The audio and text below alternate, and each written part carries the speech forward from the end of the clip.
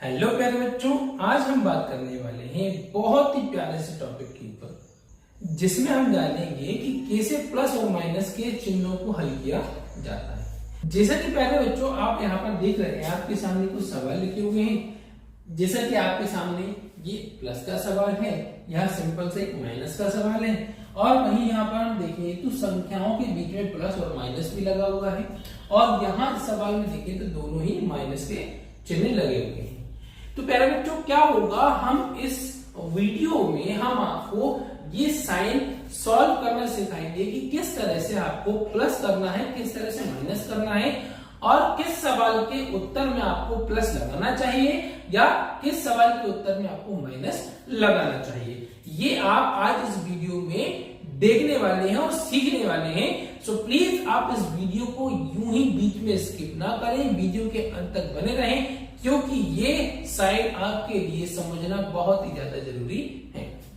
सो अब बच्चों देखिए कि जैसे हमारा पहला सवाल है, इस पहले सवाल को आप प्लस करना है तो सिंपली आप 114 में 28 को प्लस कर देते हैं। तो 4 और 8 को जोड़ेंगे तो कितना हो जाएगा 12, 12 का 2 हासिल 1 और 1 2 और 2 4 और 1 का 1। तो इसका आंसर तो सिंपली आप ये लिख देंगे क्योंकि दोनों ही संख्याएं प्लस की थी तो दोनों का आंसर तो प्लस में ही आएगा। अब अगर वही बात करें इसकी तो आप यहां देख रहे हैं बड़ी संख्या जो कि प्लस की है, छोटी संख्या माइनस की है और सीधा सा पढ़ना है। आप इतना तो जानते ही कि दोनों संख्याओं के बीच माइनस लगा है तो आपको माइनस करना है। अब आप 256 में से 136 को माइनस करें, है ना, तो माइनस जब करेंगे तो 6 में से 6 गया 0, 5 में से 3 गया 2 और 2 में से 1 गया 1। तो प्यारे बच्चों यहां पर भी हमारे सवाल का जवाब जो हो जाता है 120 जो कि प्लस के साइन के साथ होगा, है ना बच्चों। क्यों? क्योंकि यहां पर प्लस की संख्या बड़ी है, मतलब प्लस ज्यादा है और माइनस कम है। अब जो ज्यादा होगा वही तो बचेगा, तो यहां पर प्लस ज्यादा थे इसलिए प्लस का आंसर बचा। ठीक है, तो यहां पर ये दोनों बात क्लियर हुई कि सिंपली प्लस का सवाल हो या माइनस का सवाल हो तो आपको कैसे करना है और चिन्ह कैसे लगाना है। अब लेकिन बात आती है इस तरह के सवालों में परेशानी हमें यहां होती है। इस तरह के सवालों को कैसे हल करना है, चिन्ह कौन सा लगाना है, इस पर ध्यान दीजिए। तो बच्चों आप देखिए 74 जो कि हमें क्या करना है, इस तरफ ध्यान देना है। 74 जो कि प्लस की साइन का है, 198 जो कि माइनस की संख्या है और 56 जो कि प्लस की संख्या है। तो प्यारे बच्चों रूल ये कहता है आपको प्लस और प्लस की संख्याओं को आपस में प्लस कर देना है। ठीक है क्या बच्चों, रूल क्या है कि जो भी प्लस की संख्याएं हैं, जितनी भी प्लस की संख्याएं उनको आप आपस में प्लस कर लें और जो भी आपकी माइनस की संख्याएं हैं उनको आप आपस में प्लस कर ले, जोड़ लें। तो बच्चों आइए हम इसे एक एग्जांपल की हेल्प से समझते हैं। जैसे कि मान लीजिए आप किसी के साथ दोस्ती करना चाहते हैं, ठीक है। अब किसी को फ्रेंड बनाना चाहते हैं तो आपसे मेरा एक सवाल है, आप मुझे ये बताएं कि आप किस तरह के व्यक्ति के साथ अपने फ्रेंडशिप करना चाहेंगे, है ना। तो हमारा सवाल का जवाब क्या होगा कि आप हमेशा उसी तरह के व्यक्ति के साथ फ्रेंडशिप करेंगे या दोस्ती करेंगे जैसा आप अपना नेचर रखते हैं। मतलब जो आपका नेचर होगा तो आप भी चाहेंगे कि मुझे मेरे नेचर वाला व्यक्ति ही मेरे साथ फ्रेंडशिप करे। ऐसा ही इन साइन को सॉल्व करने में होता है। एक अच्छा व्यक्ति एक अच्छे व्यक्ति के साथ ही दोस्ती करता है, एक बुरा व्यक्ति एक बुरे व्यक्ति के साथ ही दोस्ती करता है ना। चोर चोर के साथ ही फ्रेंडशिप करेगा, किसी अच्छे व्यक्ति के साथ या अच्छे पॉजिटिव पर्सन के साथ तो व्यक्ति फ्रेंडशिप करेगा नहीं। सेम वही इनके साथ याद रखिएगा कि प्लस के साथ प्लस की संख्या को ही जोड़ा जाएगा और माइनस के साथ माइनस की संख्या को ही जोड़ा जाएगा। इन चिन्हों को हम इन सवालों की हेल्प से हम सिंपल करते हैं।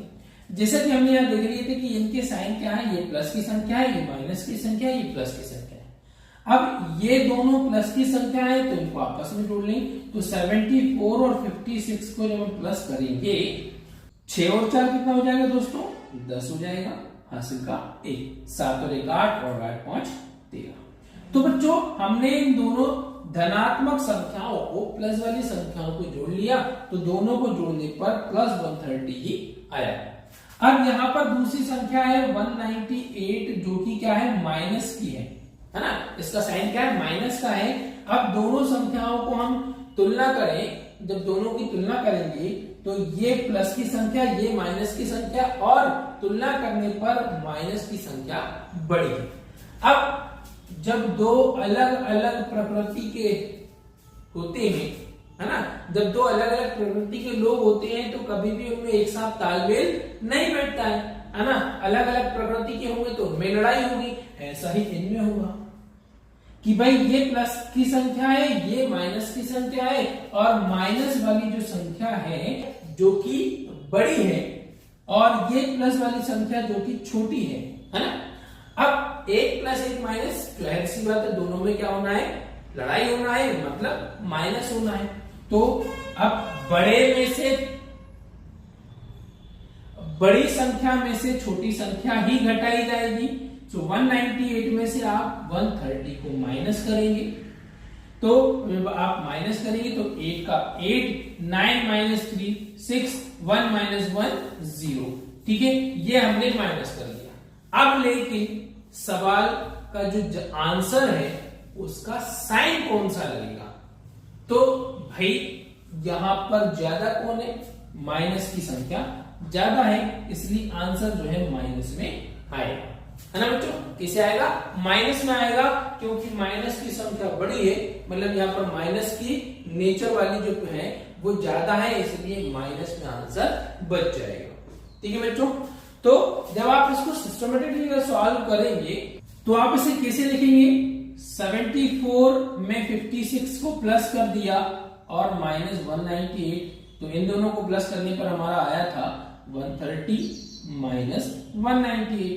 तो अब हम इन दोनों को जब माइनस करते हैं तो यहां पर आंसर जो आएगा हमारा आएगा 68, और 68 कौन से साइन के साथ माइनस के साइन के साथ। क्यों आएगा बच्चों, एक बार और दोहराएंगे, क्योंकि माइनस की संख्या बड़ी है। हमेशा ध्यान रखिए जब आप दो विपरीत चिन्ह वाली संख्याओं को हल करते हैं और जिस नेचर की संख्या बड़ी होगी आंसर का साइन भी आपका उसी नेचर का होगा। मींस प्लस की साइन वाली संख्या अगर बड़ी है तो आपको आंसर प्लस में लिखना है, जैसा कि आप यहाँ देख रहे थे कि प्लस की संख्या बड़ी थी माइनस की संख्या छोटी थी, इसलिए आंसर प्लस में लिखा गया।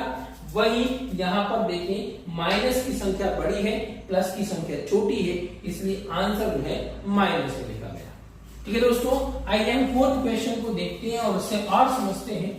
अब आप यहाँ देखेंगे कि यहाँ ये दोनों संख्याएं माइनस की प्रकृति की है और ये एक अकेली प्लस की पॉजिटिव वाली प्रकृति की है, तो आप इसको ऐसा का ऐसा ही लिख दें, और जो दो माइनस के नेचर वाली संख्याएं हैं इन दोनों को आप प्लस कर दें, क्योंकि फ्रेंडशिप किसके बीच होगी, जो समान प्रकृति के सेम नेचर वाली होंगे, है ना। तो दोस्ती इन दोनों के बीच होगी, तो ये माइनस और माइनस की संख्या दोनों आपस में जब प्लस होंगी तो 56 माइनस का माइनस 248, दोनों को प्लस करें, 6 और 8 14, 5 4 9 और 1 10, हासिल का 1 2 और 1 3। तो यहां पर आपका आंसर जो आएगा माइनस 304 आएगा। ठीक है, मतलब माइनस का नेचर अब और बढ़ गया है ना, मतलब जितने ज्यादा माइनस मिलते जाएंगे उतनी ज्यादा माइनस बढ़ता चला जाएगा। ठीक है, बच्चों को कंफ्यूजन क्या होता है, वो देखते हैं कि भाई ये भी माइनस का ये भी माइनस का, आंसर प्लस का हो जाता है। नहीं, ये आप बहुत बड़ी गलती करते हैं, आपको ऐसा नहीं करना है। हमेशा ध्यान दीजिएगा कि जब आप माइनस माइनस माइनस माइनस मिलाते जाते हैं तो माइनस का नेचर बढ़ता चला जाता है।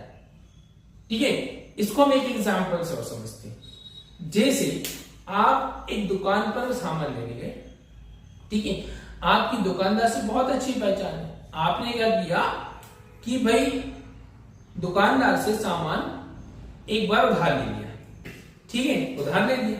अब उधार ले लिया इसका मतलब क्या हुआ, आप दुकानदार के लिए माइनस में हो गए, अब आप दोबारा दुकान पर गए, भाई दुकान पर खाता चालू हो गया आपका। अब आप दोबारा आप सामान लेने गए, आपने फिर से सामान उधार ले लिया, तो अब क्या होगा, आपके माइनस का लेवल जो है बढ़ता चला जाएगा। जैसे जैसे आप दुकानदार पर उधारी करते जाते हैं वैसे वैसे आपके माइनस का लेवल बढ़ता चला जाता है। तो यहां भी वही कहानी है, ठीक है। अब आप यहां देखिए, ये प्लस की संख्या है, ये माइनस की संख्या है जो कि बड़ी है ना। 304 माइनस का है जो कि बड़ा है। अब बड़े में से छोटी संख्या को ही घटाया जाता है। 304 में से 243 को माइनस करते हैं तो 4 में से 3 को घटाएंगे, 1 बचा, यहाँ 0 है, 0 में से 4 जाएगा नहीं तो इससे इसको उधार दिया जाएगा 10, 10 में से 4 गए 6, यहाँ बचा 2, 2 में से 2 गया कुछ नहीं। तो बच्चों यहां पर आपका आंसर आएगा 61। अब 61, फिर वही सवाल, साइन कौन सा लगाया जाए। तो साइन संख्या कौन सी बड़ी है, माइनस की, ऋणात्मक संख्या बड़ी है, नेगेटिव संख्या जो है बड़ी है, इसलिए आंसर जो है माइनस में लिखा जाएगा। ठीक है बच्चों। तो बच्चों हमने ये 4 सवालों की हेल्प से हमने जाना कि प्लस कब लगाना है, माइनस कब लगाना है, वो भी कब प्लस और माइनस करते हुए। वही बात बच्चों आती है गुणा के सवालों की या भाग के सवालों में की। जब हम संख्याओं की गुणा या भाग करते हैं तो उनके साइन कैसे हल किए जाते हैं, आइए उन पर फोकस करते हैं, उनको अच्छे से एकदम बेहतरीन तरीके से समझते हैं। अब बच्चों आप यहाँ देख रहे हैं हमारे सामने कुछ सवाल लिखे हुए हैं। अब गुणा में कैसे चिन्हों को हल करना है या भाग में कैसे चिन्हों को हल करना है, तो यह हम यहाँ समझेंगे। तो जैसा आप पहली संख्या देख रहे होंगे, दोनों ही कैसी है, प्लस की संख्या है, 40 गुणा 30 करना है। और हमेशा ध्यान दीजिएगा जब प्लस की संख्याओं को आपस में गुणा किया जाए, ठीक है, क्या किया जाए, उनको आपस में गुणा किया जाए तो उनका आंसर जो है प्लस में ही लिखा जाता है। तो सीधी सी बात है, 4 का 3 में गुणा कर दीजिएगा, 4 किया 12 और यहाँ 2 जीरो हैं तो यहाँ 2 जीरो, सीधा सा आपका सिंपल से ये गुणा हो जाता है ना। दोनों प्लस की संख्या है इसलिए आंसर भी प्लस में ही आएगा।